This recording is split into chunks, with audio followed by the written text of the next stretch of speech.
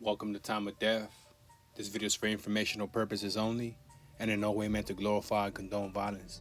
In today's video, we'll be discussing the murder of Deshaun Sanchez.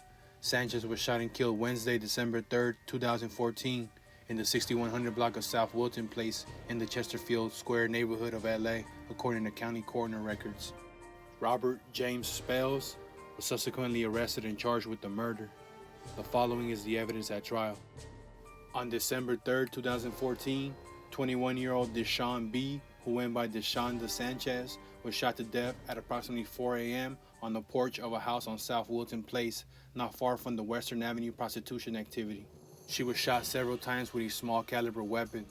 The trajectory of the bullets was consistent with the shooter having stood at a lower elevation at first, and then delivering the final shot while pointing the weapon down at the side of her head.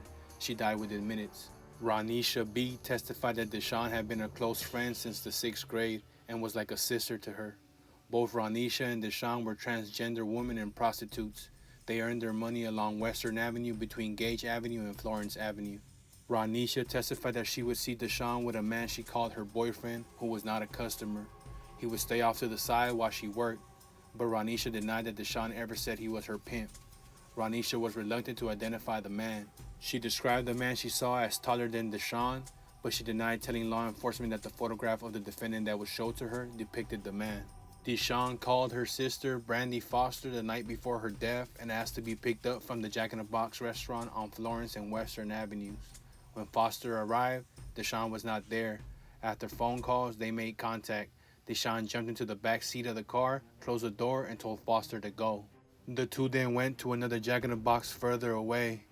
After eating, the two sat in the parked car for 2 hours.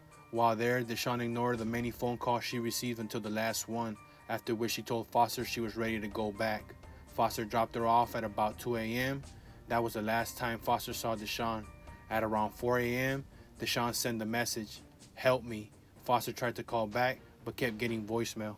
A few minutes before 4 a.m., Deshaun called 911 and reported she was being chased by a black man with no other description.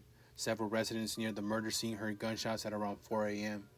Surveillance video recorded from a nearby business was shown to the jury and a witness. One camera view shows a car with front-end damage passing by. Another shows an individual running back to the same car, which then moves in reverse down the street. The witness testified that the back of the car in the video looked like the one she saw that morning. Investigators determined that the vehicle was a Nissan Maxima registered to the defendant's girlfriend, Latoya Parsi. Detective Kellyanne found the car at the address on the registration, searched it, and found an electric bill addressed to the defendant at the same address. He also found a polo shirt in the trunk, which later analysis revealed defendant's DNA. The only evidence found at the crime scene besides Deshaun's body consisted of one cell phone on the step below the porch, cartridge casings from a semi-automatic weapon, an unfired bullet, a used condom on the ground, a condom package, and an article of clothing. A criminalist who examined the body found a used condom between 2 layers of underwear.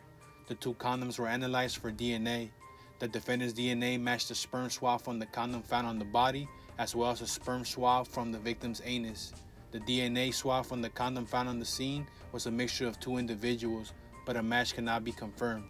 Following the trial, the jurors were deadlocked and the court declared a mistrial for the murder of Deshaun, but he was convicted of rape and other sex crimes on an unrelated case involving an 11-year-old victim.